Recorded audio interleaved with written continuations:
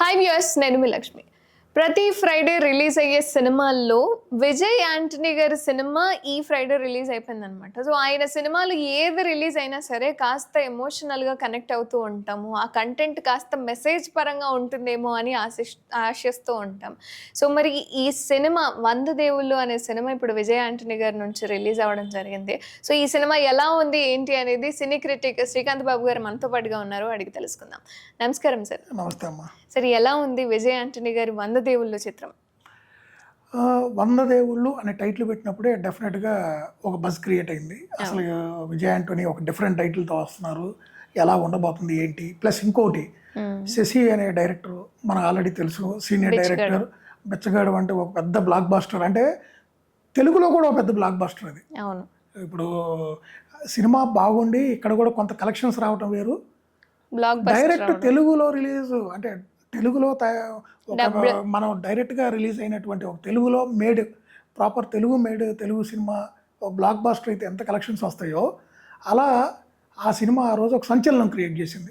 So వాళ్ళిద్దరు కాంబినేషన్లో ఒక లాంగ్ గ్యాప్ తర్వాత వస్తున్నప్పుడు ఏంటంటే కొంత బజ్ అయితే సినిమాకి ముందే క్రియేట్ అయింది. దానికి తోడు వాళ్ళు రిలీజ్ చేసిన సాంగ్స్ పరంగా కానివ్వండి, ట్రైలర్ కానీ ఇవన్నీ కూడా ప్రామిసింగ్గా ఉన్నాయి. ఒక విలేజ్ బ్యాక్గ్రౌండ్లో నేటివిటీకి దగ్గరగా ఏదో సంథింగ్ ఒక మెసేజ్ ఓరియంటెడ్ ప్లస్ ఒక రియల్ లైఫ్ స్టోరీ అని చెప్పారు. మన ఆంధ్రప్రదేశ్లో జరిగిన ఒక ఇన్సిడెంట్ని బేస్ చేసుకున్న ఒక రియల్ స్టోరీ అని ముందే చెప్పడంతో కూడా డెఫినెట్గా ఏదో ప్రామిసింగ్ ఫిల్ము. విజయ్ యాంటనీ గారి సినిమాలు అంటేనే ఏదో ఒక పాయింట్ లేకుండా అయితే ఆయన చేయడు, రొటీన్ కమర్షియల్ ఫార్ములర్ కానీ ఇలాంటికి దూరంగా ఉంటాడని పబ్లిక్లో ఒక ఇమేజ్ ఉంది. ప్లస్ బిచ్చగాడి సినిమా తర్వాత ఆయన్ని మన తెలుగు ఆడియన్స్ విపరీతంగా ఓన్ చేసుకున్నారు. సో ఆ బస్తో ఈ సినిమా కూడా ఈ వారం ముందుకు రావడం జరిగింది. సో ఓవరాల్గా చూస్తే డెఫినెట్గా వాళ్ళు ఎంచుకున్న పాయింట్ మంచి పాయింట్. అంటే మనము ఆ పాయింట్ విన్నప్పుడు ఎలా ఉంటుందంటే మనం రివీల్ చేయకూడదు, కానీ అలాంటి కొన్ని పాయింట్స్ విన్నప్పుడు ఇంకా ఇలాంటివి ఉన్నాయా, ఇలాంటివి జరుగుతున్నాయా, ఇలాంటివి నమ్ముతారా, ఇలాంటి ఫాలో అవుతున్నారా, ఇంకా ఇలాంటి ఊర్లు ఉన్నాయా, ఇట్లా మనకు రకాల సందేహాలు వస్తాయి. కానీ అది నిజం, ఇంకా అలాంటివి జరుగుతున్న ఊర్లు ఉన్నాయి, ఇలాంటివి సీరియస్గా తీసుకున్న జనాలు ఉన్నారు. సో అలాంటి రియల్ లైఫ్ ఇన్సిడెంట్ జరిగిన ఒక గ్రామంలో జరిగినటువంటి ఒక ఇష్యూని వాళ్ళు తీసుకొని పబ్లిక్కి, అంటే సమాజంలో ఎంతమంది ఎన్ని త్యాగాలు చేసో లేకపోతే ఎన్ని సాక్రిఫైసెస్ చేసో వాళ్ళ పిల్లల్ని పెంచుకున్న విధానం పరంగా కానివ్వండి, సో రియల్ లైఫ్లో వాళ్ళు ఫేస్ చేస్తున్న ఇన్సిడెంట్స్ని కానివ్వండి కళ్ళకు కట్టినట్టు చాలా క్లియర్గా చక్కగా చూపించారు. ఫస్ట్ ఆఫ్ అయితే కొంచెం అంటే క్యారెక్టర్స్ ఎస్టాబ్లిష్మెంట్ కానివ్వండి, సో వాళ్ళ జర్నీ పరంగా సో అక్కడ ఏంటంటే కొంత ల్యాగ్ ఉన్నట్టు మనకు అనిపిస్తుంది. సో డెఫినెట్గా ఆ ఫస్ట్ హాఫ్లో కొంచెం ఇది ఉంటుంది. కానీ సెకండ్ హాఫ్ మాత్రం సినిమా కోర్ పాయింట్లోకి వెళ్ళిపోతుంది. చాలా చక్కగా డైరెక్టర్ డీల్ చేశాడు. ఎమోషనల్గా కూడా కనెక్ట్ అవుతాం మనం బాగా సినిమాని. అసలు ఫస్ట్ హాఫ్లో ఆ ల్యాగ్ ఇవన్నీ కూడా సెకండ్ హాఫ్లో మనం మర్చిపోతాం. ఎప్పుడైతే ఒక్కసారి విజయ్ యాంటనీ క్యారెక్టర్ సినిమాలోకి ఎంటర్ అయిపోతుందో అసలు ఒక్కసారిగా సినిమా మారిపోతుంది. ఒక మంచి ఫీల్తో బయటకు వస్తాం సినిమా చూసిన తర్వాత.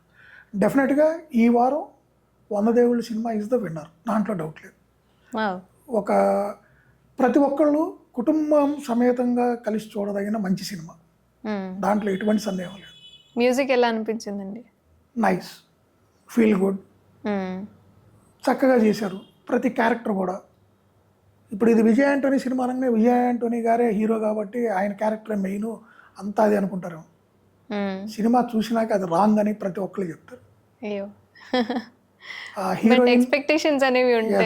హీరోయిన్ క్యారెక్టర్ ఎవరైతే ఉన్నారో అది మెయిన్ క్యారెక్టర్ సినిమాకి.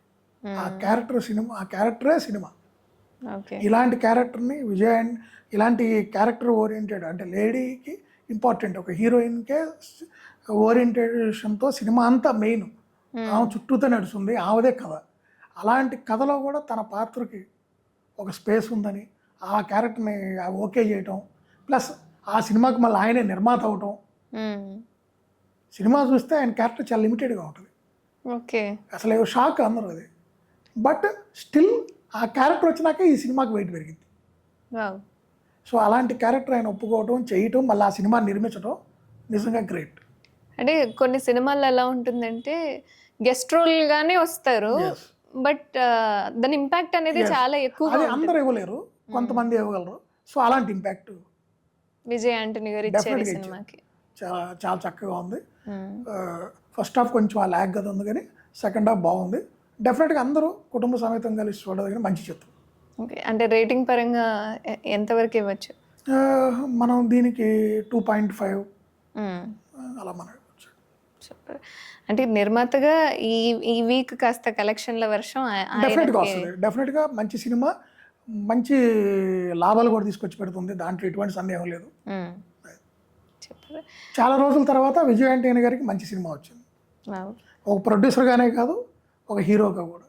అంటే నిజంగా మన తెలుగులో మన తెలుగు వాళ్ళే ఉండాలి, హిందీ వాళ్ళు ఉండాలి, తమిళ్ వాళ్ళు ఉండాలి, లేదా కేరళ వాళ్ళు ఉండాలి. సో ఇలాంటి కేటగరైజేషన్ ఎక్కడ లేదు. సో ఎవరు వచ్చినా సరే ఆ కంటెంట్ నచ్చింది అంటే మన ఓన్ తెలుగు వాళ్ళకి చేసేసుకుంటాం. కథ నచ్చితే, కంటెంట్ బాగుంటే మన వాళ్ళు ఓన్ చేసుకుంటారు.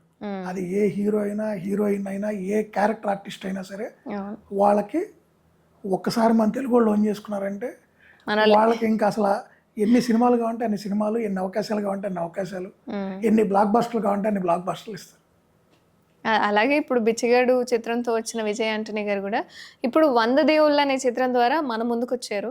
సో సినిమా పరంగా చూస్తే క్యారెక్టర్ ఆయన లెంత్ అంటే తక్కువ అయినా సరే ఆయన ఇంపాక్ట్ ఉంది. అలాగే ప్రజల్లో కాస్త అవేర్నెస్ అనేది తీసుకురావాలి, ఈ కంటెంట్ ద్వారా ఒక మెసేజ్ అనేది ఇవ్వాలి అన్న ఉద్దేశంతో ఆయన సినిమా అయితే తీసుకొచ్చారు.